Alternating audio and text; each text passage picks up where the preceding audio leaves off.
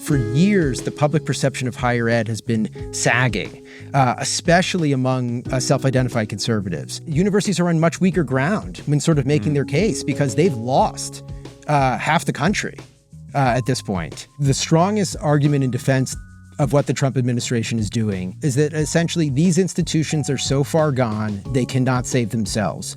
And we've reached a kind of we need to destroy the village to save it moment, which requires extraordinary measures. It feels more to universities like a middle finger. That's Evan Goldstein, managing editor at the Chronicle of Higher Education. In recent weeks, we've seen the Trump administration go after universities throughout the country, directly in the cases of Columbia and Harvard, indirectly through research funding cuts to many more institutions. I wanted to talk with Evan because he's been speaking with university presidents as well as policymakers about this war on higher education. Is it really about anti-Semitism on campuses? What impact are these financial hits having on schools? And why aren't universities putting up a more united front? Evan shed lights on how we all got here and what it all means for the future of our economy. So let's get to it.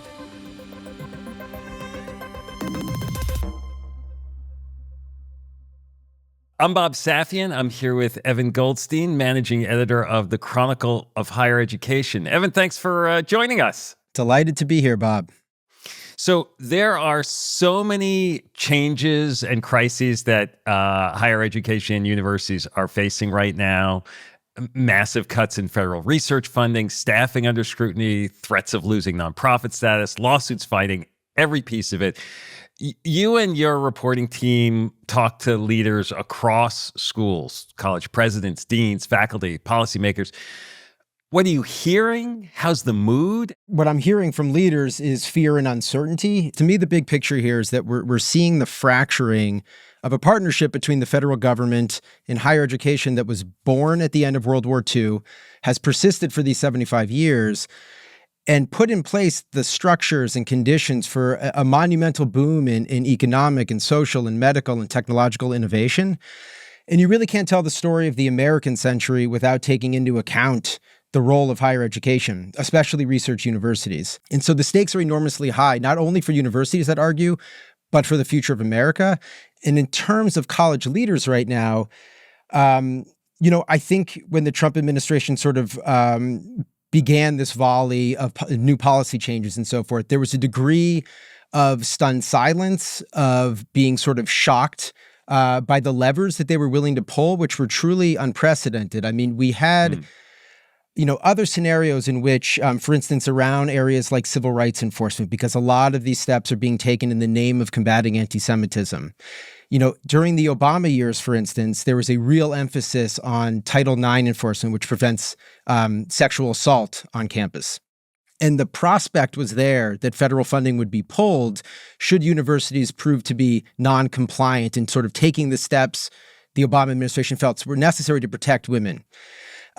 This is a totally different scenario in which the almost unprecedented step of pulling massive amounts of funding is happening within days of universities being placed on notice that they are under some kind of scrutiny. That sort of stunned silence has given way to somewhat more coordination and activity and pushback. I mean, many of Trump's big initiatives were previewed in his campaign around tariffs, around immigration. I don't remember higher ed as like a primary target. Did universities see this coming? Definitely not at this scale. I mean, we currently have a vice president that, gave a speech in which he described college professors as the enemy. So there was a certain, at least rhetorical edge to what the administration was going to bring in terms of its higher ed policy.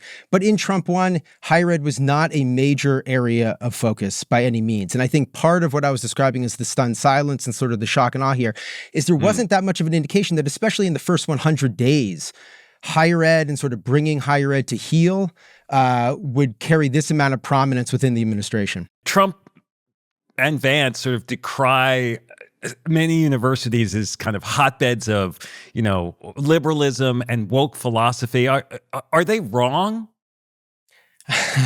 Depends who you ask.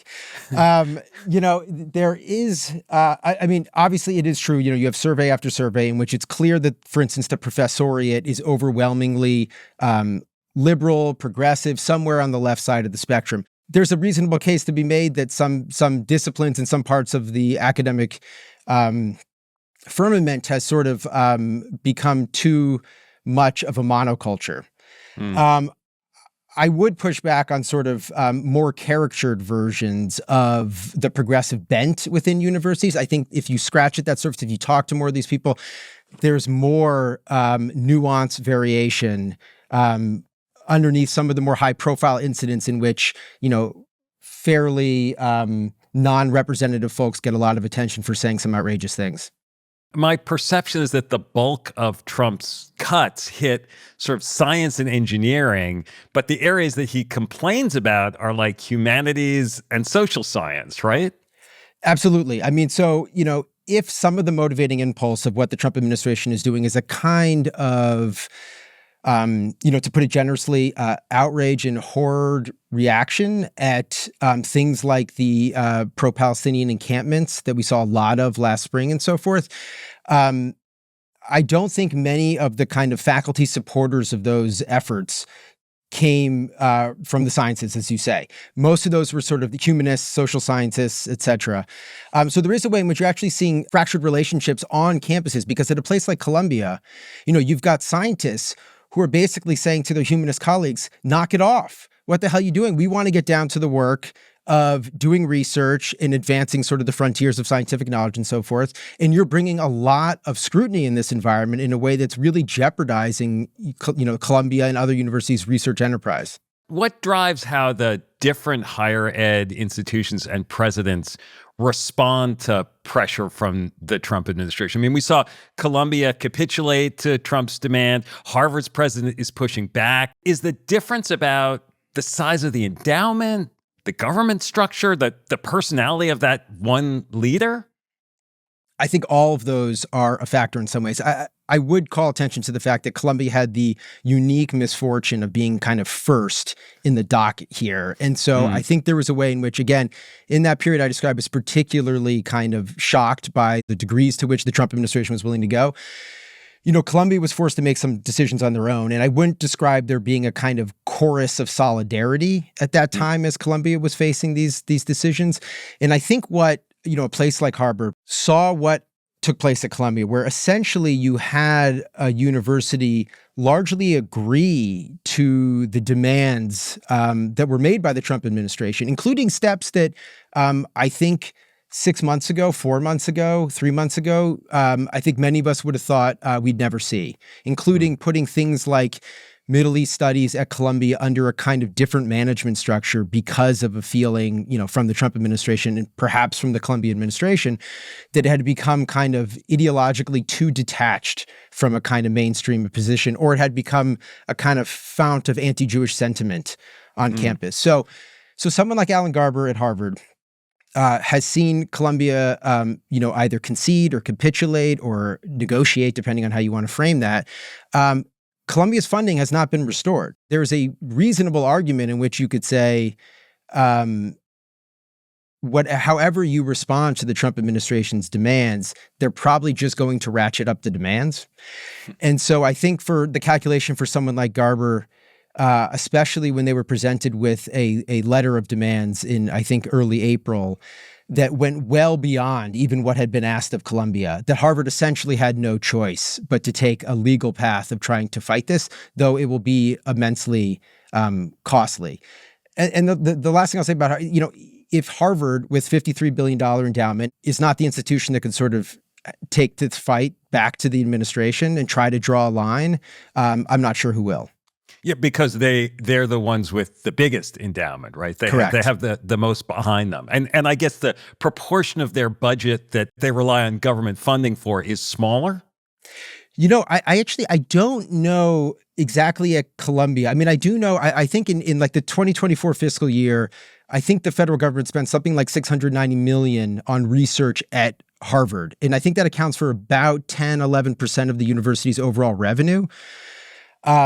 And so I'm not sure where that is on Columbia. I mean, when you talk about 10 or 11%, that's obviously still a huge number. And, what the steps universities have to take now, because essentially a giant hole has been shot through their budgets that they were not anticipating, are still, massively upending. But yes, Harvard can probably sustain more of this or try to build a financial bridge to a hoped for settlement or some relief in the courts. And schools like Harvard with big endowments, they can't just tap those to sort of make up the gaps, even in a crisis? It's a great question. And honestly, I've heard somewhat conflicting views here. I mean, I've heard some people be like, if ever there was a sort of, break glass in case of emergency moment on the endowment, this is it.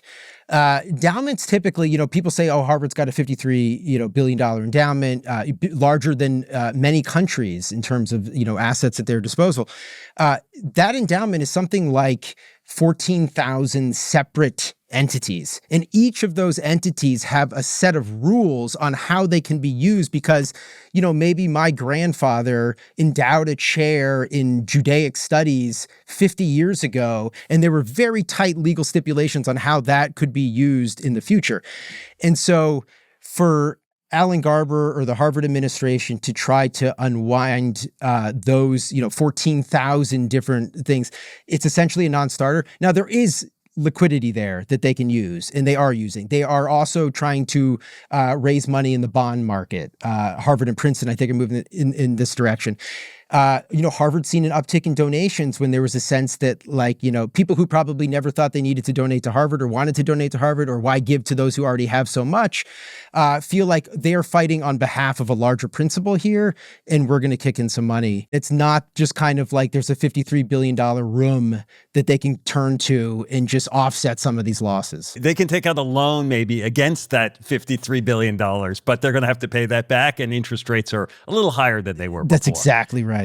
Harvard's also pushed back on some of the administration's claims about anti-Semitism on campus.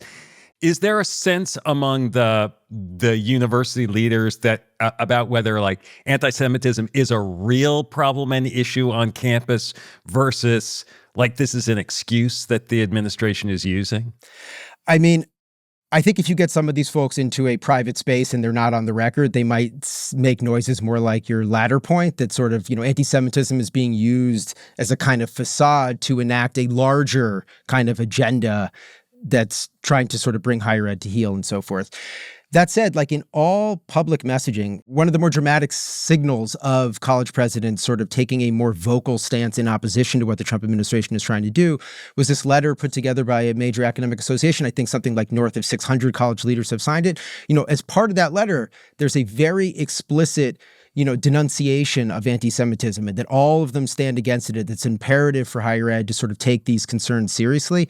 In many places, including Harvard and Columbia, in the wake of October 7th, established anti-Semitism task forces. Both those task forces have now released reports that paint a frankly quite unflattering picture of what campus life is like for at least some Jewish students. And that's, depending how you look at it, that is both a kind of useful and necessary act of self-scrutiny by these institutions. I think some of the people who actually have served on these task forces feel like, in this context, it feels like we're handing ammo or a hammer to the Trump administration with which to bash us. You mentioned some efforts for universities to band together a little bit. We didn't see a lot of that, at least initially, as you acknowledge with Columbia. Now, of course, back in 2023, we saw the presidents of Penn and Harvard and Columbia appear in Congress as a united front, defending their handling of Gaza protests, and that did not end well. They each resigned soon afterwards. Was that sort of a lesson that kind of limited collective industry action? Maybe it's still limiting it a little bit? I think the lesson, not unreasonably taken by some other college leaders, especially at the beginning of this Trump administration and these kind of 100 days of aggressive action, was sort of there are real diminishing returns and very large risks to getting into the public arena and trying to argue about these things against either, Republicans on Capitol Hill or the Trump administration. And so I think there was a sense that we can do better in quiet rooms. We should sort of be very cautious about the public messaging around this.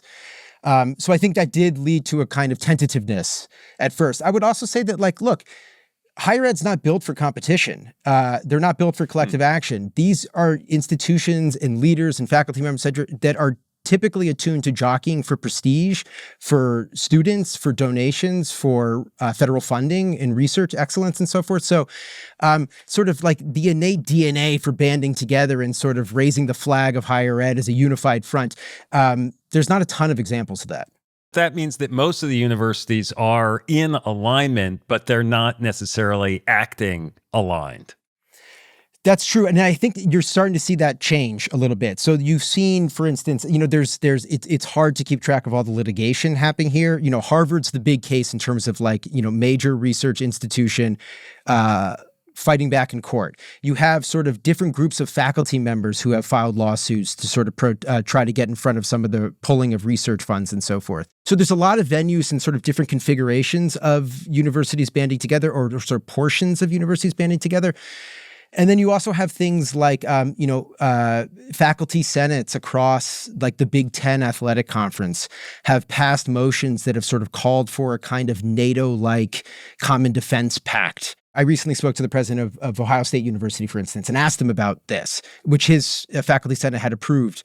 And basically, like, they are, to the extent that would require resources from Ohio taxpayers to go to the defense of taxpayers in another state in the Big Ten, it's legally prohibited. So there's all sorts of kind of complexities, but you're starting to see more of a kind of common front being formed. And on the research funding, I mean, there's huge pressure here, right? There are the direct cuts, like those Trump has pursued against Harvard, and then there are like the indirect cuts as programs at NIH or the Department of Energy are eliminated by DOGE. Research grants that went with them get canceled. What's at stake with the cuts? How important is that research funding to the way higher education operates? Yeah, I mean, I go back to what I said at the beginning in terms of the big picture, that sort of like, this country has benefited from this kind of compact between higher education, especially sort of its most premier research institutions, and the federal government, because no one has the pockets that the federal government has. Those applied scientific innovations were often built on the foundation of kind of basic scientific research in which you're not quite sure what you're going to discover or what it's going to lead to. So, if you start to unwind that system, which was not perfect, but it was the envy of the world, it's hard to anticipate what exactly those downstream effects are, 4 years from now or 40 years from now. But it seems reasonable to think that if we were going to do less basic research, we're probably going to find fewer innovations sort of, on the long tail of those scientific findings. I want to ask you about visas. Some students who are not U.S. born have been stripped of their student visas without notice, even arrested, taken to U.S. detention centers. Now, court orders have led some of them to be released. I want to ask a question you asked in a recent piece. Can Trump do that?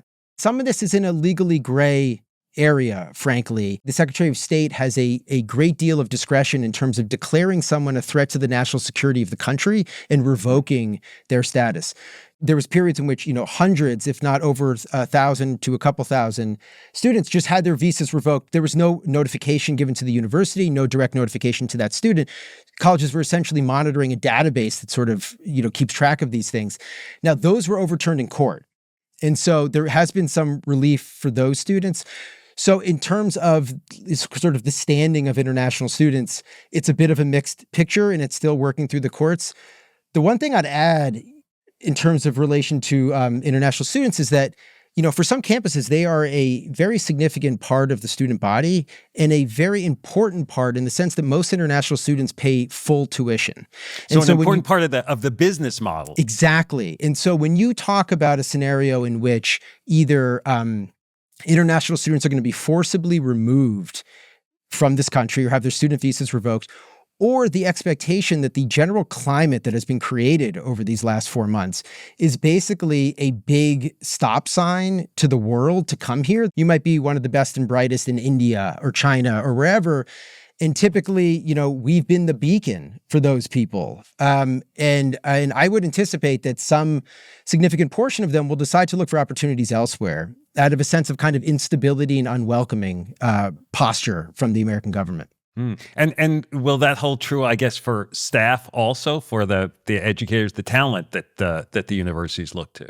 I think 100%. I mean, I think we are staring down the prospect and seeing some anecdotal evidence of something like a reverse brain drain. I mean, part of what that research funding infrastructure did was attract sort of the best research talent from around the world, because in America, you were going to get better budgets, better labs, better students, better opportunities, better salaries too. And that's not necessarily still the case, or some people are just sort of looking out into a very uncertain future and wondering whether this is where they want to build their careers. There are other draconian punishments that are being discussed for universities. An endowment tax is supposedly on the table. Some universities may be losing nonprofit status, which might set a precedent for other nonprofits. Are these options likely? Are they legal? Despite all that's happened, we're in the first act of a multi-act play here. And we're not that far along. And anyone who claims to know how this ends is either delusional or lying. So much is caught up in the courts, and so much is actually in areas, as I understand it from talking to lawyers, somewhat gray areas, because, again, we're just kind of in unprecedented terrain. I will say, you mentioned the endowment tax. This is a very live one because that's being sort of negotiated in the various relevant committees on Capitol Hill right now. Ultimately, that will go to some kind of reconciliation between the House and the Senate. It's very likely that the endowment tax will go up and might go up significantly. The endowment tax is kind of a wonky thing, but it essentially applies based on a calculation of sort of endowment size versus full-time enrolled student population. So sort of the amount of money in the endowment per student. It's this formula. So only a certain number of top universities sort of are affected. During the first Trump administration, the endowment tax went from 0 to 1.4%. We're seeing plans now that could bring that endowment tax up to something like 21%, depending on sort of the profile of the institution. So again, this is sort of a tens of, if not hundreds of $1 million potential hole in a university's budget that had not been planned for. There is another area of, you mentioned NIH and NSF cuts here. And there is this again, kind of wonky notion of indirect costs. Harvard gets $1 million grant. They've negotiated a rate at which they get 69% to cover things like overhead costs. That was cut to a flat 15% for every institution, which again shot, a huge hole through a lot of budgets. The holes in the budgets that are being created from all of this action, like, what's likely to be lost, to be squeezed out at universities? It's staff, for starters. I mean, we're starting basically, if you could see the sort of internal messaging system inside the Chronicle of Higher Education, it's just a flurry of accounts of, Duke announcing budget cuts of whatever percent and sort of preparing for layoffs, Michigan State announcing for layoffs, University of Maryland, et cetera. It's clear that whatever kind of relief might happen in the courts are often slow. Even in the case of a resolution to something like the Harvard lawsuit that goes completely in Harvard's favor, there's kind of a lingering concern that the administration still has a bunch of levers to just kind of gum up the process, slow down, delay at which federal dollars reach these institutions. And so they're all kind of girding themselves for a prolonged period of a great deal of uncertainty. I saw just a couple of days ago, Princeton's president called on every department to model out 5 and 10% cuts. And I think that's a real indication that even at the wealthiest, they are going to have to really reduce their cost structure. Yeah. I mean, are there any ways that this cost pressure is like good for the universities? Like, getting them in better shape for the future? Arguably. And again, I think I've been sounding like a sort of proponent of the golden age that was. It was not perfect. To go back to something like indirect cost, did Harvard need a 69% indirect cost rate? Arguably, no. That was a subject of great debate for a long time. I think the real issue here is the sort of the manner in which this is being done and sort of the way the Trump administration is going about this. So I believe the announcement that the NIH's indirect cost rate was just dropping to a flat 15 was tweeted out on a Friday, and it would go into effect the following Tuesday. Now, that's not really a negotiation. It feels more to universities like a middle finger.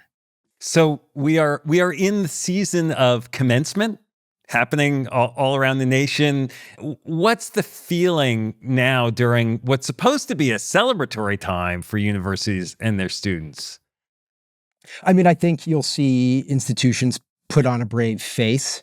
And I suspect a lot of the messaging you will hear in either commencement addresses, from guest speakers or from sort of presidents of those institutions, is essentially a case for the defense of what they do. College presidents come through our offices all the time. And what the mantra that I always hear is that we need to better communicate our value. And so it's not a coincidence that, on the same day that Harvard filed its lawsuit against the Trump administration and completely refashioned its homepage to sort of flag all the research being done on, life-saving, life-extending technologies at Harvard, cures to Lou Gehrig's disease and so forth.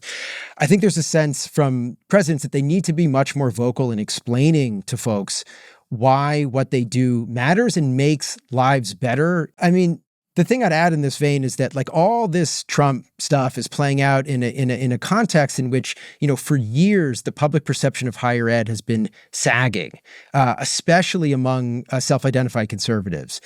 And so what used to be a fairly nonpartisan agreement, at least in terms of federal funding of research into certain diseases and so forth, has been caught up in kind of the culture war splits that have riven so many different facets of our society. And universities are on much weaker ground when sort of making their case because they've lost half the country at this point. They're starting from a sort of defensive posture. I had a guest on this show recently who was really exhorting business leaders to be more courageous, to be more brave, to show more character. Yeah.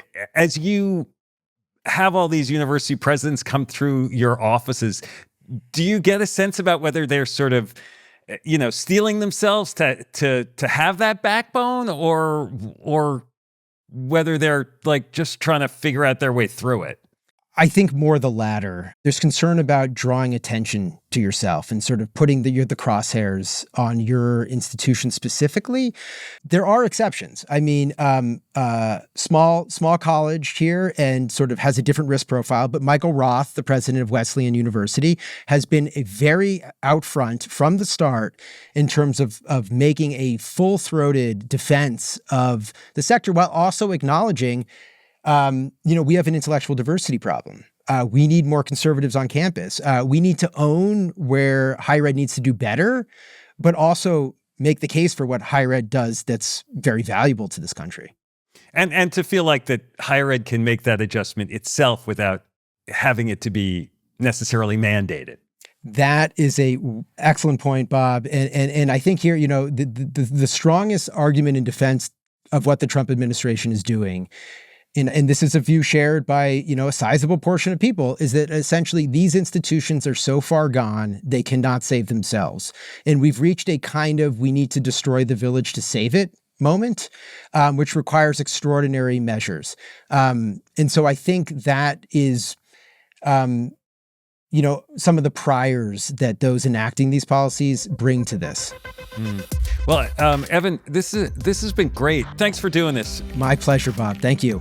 I'm a big supporter of education, the role of universities, and what's going on pains me. I think some schools did become unbalanced in their intellectual diversity on the humanities side, and some corrective on that is a good thing.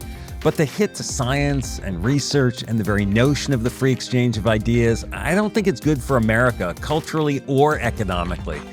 So what are the business lessons from all of this? Evan points out that universities kind of took the prestige of their stature for granted. They felt they were insulated and didn't maybe make the case for themselves strongly enough. That's certainly a trap that businesses fall into with customers as brands. I also think about negotiation, what Trump would call the art of the deal. It's an incredibly important skill in business and in life. Now, you don't have to be a bully to be a successful negotiator, but you do have to be strategic. Maybe we could all use a few more classes in school on that front. I'm Bob Safian. Thanks for listening.